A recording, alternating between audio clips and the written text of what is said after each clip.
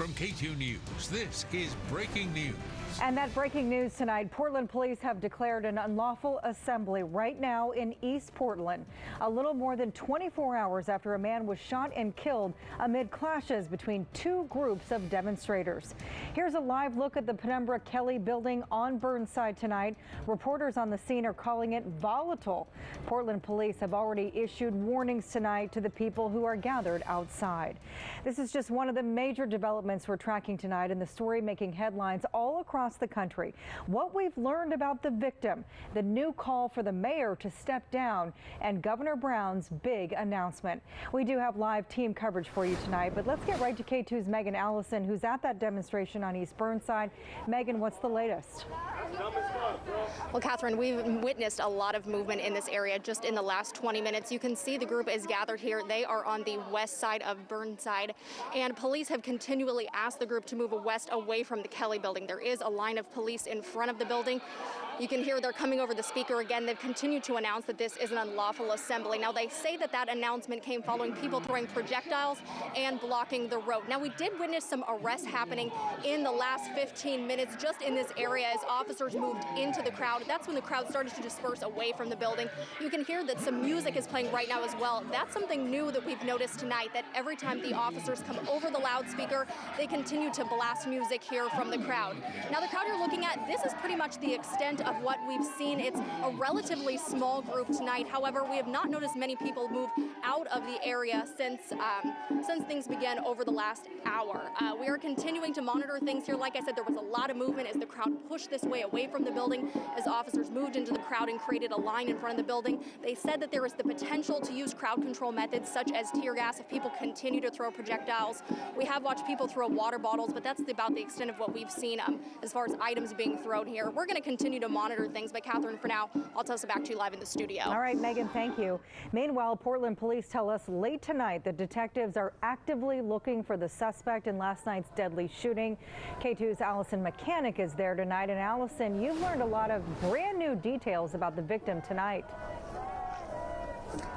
Yeah, Catherine, that's right. We're at the same demonstration that Megan is, but we're on the other side of it. So I'm going to step out of the way so you can kind of see our vantage point. We're closer in front of the Kelly building right now. And even though police aren't in the street right now, people are starting to come back up East Burnside and resuming their position right in front of the Kelly building. Now, they got out here around 9:30 in the evening. They had originally met up at Laurelhurst Park, and then they marched over this way. And we did hear a lot of people yelling at police earlier, saying that what happened last night was actually their fault. That's what protesters are saying. Now, police have not yet confirmed the man's identity who was shot and killed yesterday in downtown Portland, but several different people, including close family friends, tell K2 that his name is Aaron Danielson, but that he goes by the name Jay Bishop. We actually have some video of him. We're going to show that to you now. One of our photographers who was at the Trump Cruz rally yesterday that started in Clackamas and then drove into Portland took this video, and it shows Danielson just hours before his death.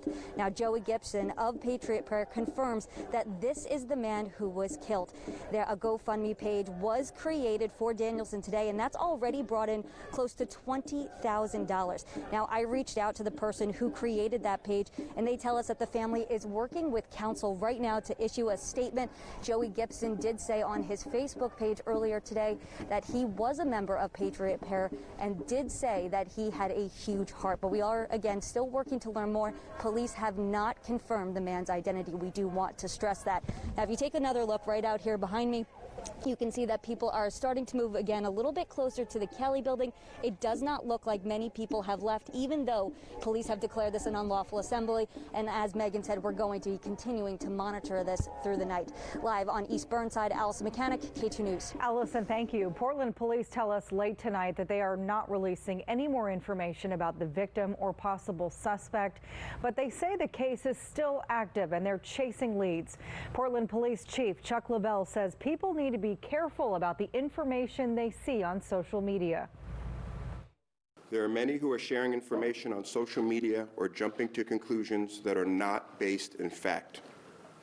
A human being lost their life last night, and it's critical that everyone refrain from conjecture and allow us to gather the evidence and statements needed to hold the person who did this responsible for this heinous act. Police say that if you have any information about what happened, or maybe you have video from last night, you're asked to give them a call.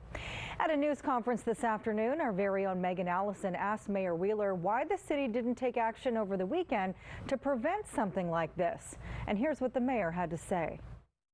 I'm not sure how you specifically operationally can prevent this. And keep in mind, it's no secret to anybody that I personally am not a Trump supporter, that I will defend to the death the right of a Trump supporter to stand outside my apartment and non-violently demonstrate in support of their candidate. That's core to American democracy, is that right to demonstrate freely without the fear of retribution.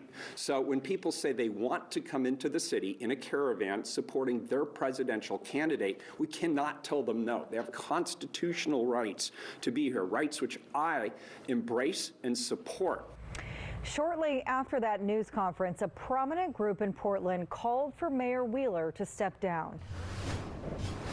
We don't take this call to resignation lightly. This is a very serious request. They held a virtual announcement earlier tonight. Meanwhile, the mayor has a message for anyone who's asking him to resign. For those who don't want to work with me, maybe they'd work with one of my colleagues, or maybe they'd work with Mike, or maybe they'd work with the chief.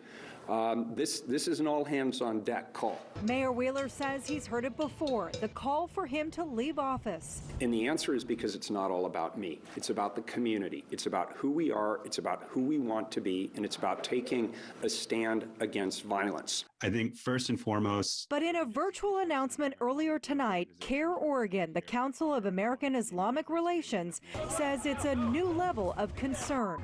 These groups are coming in and terrorizing our community, and the community does not have the confidence in law enforcement or city leadership to protect us from these elements. Tonight, they're demanding new leadership, clear vision, and a clear understanding of the problems in Portland. At this point, afraid for additional harms that are going to be caused to our community. And we want to hear from you tonight. We posted this poll on our Facebook page. Do you think Portland Mayor Ted Wheeler should resign? We've already received thousands of comments. Aaron posted, quote, "He can't handle the job. Wish he would just admit he is in over his head and needs help. The citizens who voted for him would appreciate it." Florence says, no, he could use support.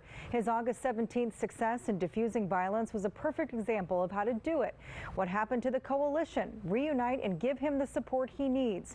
There's still time to get your voice heard. We will have more viewer comments later on. Wheeler addressed some of those concerns today, saying that he feels like he is trying, but understands he may be coming up short. It's hard for me to stand here today with a human being dead and say we did everything we possibly could. Am I doing everything that I can to meaningfully engage the community as we go through this time of crisis together? Make no mistake about it, this is a very challenging time. Wheeler also said today his worst fear came true last night. In an interview back in July, he stated that he was worried that someone would die in these violent demonstrations. Oregon State Police will be returning to Portland to help police. This is just one part of Governor Kate Brown's new plan that she says will end the violence in Portland and protect the free speech of protesters. She revealed these major points. The DA's office will prosecute serious offenses such as arson and physical violence. The sheriff's office will work to make sure there is jail space for those booked. OSP, Clackamas, Washington County Sheriff's offices, and the Gresham Police Department will provide personnel and resources to PPB. OSP will provide 24 body cams to police, and Mayor Wheeler will work to reimburse those agencies for that support. The U.S. Attorney and FBI will also assist in criminal investigations. A witness to the shooting that killed Danielson says that he hopes video he took will help in the investigation. Justin Dunlap was doing a Facebook Live when this happened. He was already rolling when shots were fired. He told us it happened all so fast. Chatter started from across the street and they crossed over and were like, "Oh yeah, you want to go?" Boom, boom, like that quick. Dunlap says he didn't see the shooter after the shots were fired. Portland has been the subject of the majority of the president's tweets today. We counted at least 10 tweets or retweets about Portland or Mayor Wheeler. And at one point, he called him, quote, a weak and pathetic Democrat mayor, and a, quote, wacky, radical, left-wing, do-nothing Democrat mayor who has watched great death and destruction of his city during his tenure thinks this lawless situation should go on forever.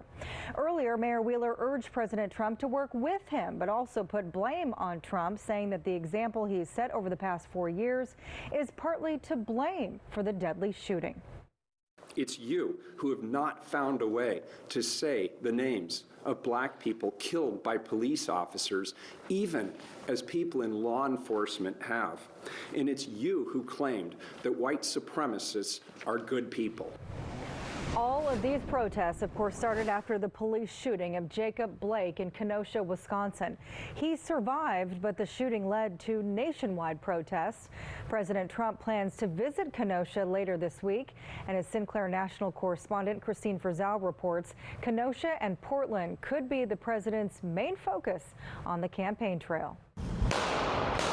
Tensions boiling over following the shooting death of a man believed to be attending a pro-Trump rally in Portland, Oregon, a city that's had protests for nearly the last 100 nights.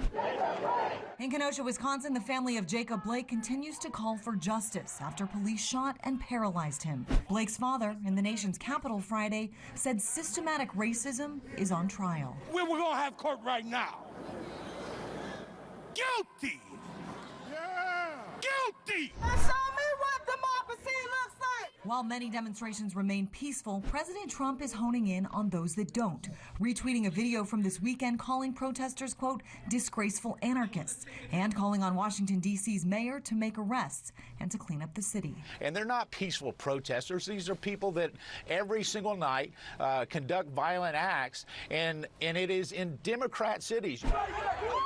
This week, Kentucky Senator Rand Paul and his wife were surrounded by protesters in Washington, which he later called an angry mob, as images like this bolster one of the Trump campaign's central messages, the need for more law and order, often blaming Democrats. Joe Biden's campaign fighting back, blaming the president for escalating tensions. He has encouraged his supporters to go out, to be aggressive. He has at every opportunity tried to fan the flames here, and that is the reason we are living in Donald Trump's America. Congressman Adam Schiff doubling down on that message. The president is willfully fanning the flames of this violence.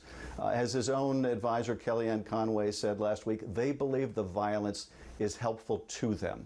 What remains unclear tonight is any sort of resolution. Now, protesters have been calling for systemic change, which could potentially be made by Congress. But at least for another week, lawmakers remain on recess. I'm Christine Frizzell reporting. Police call it an unlawful assembly. Here's another live look in East Portland tonight. We'll have an update on this situation next.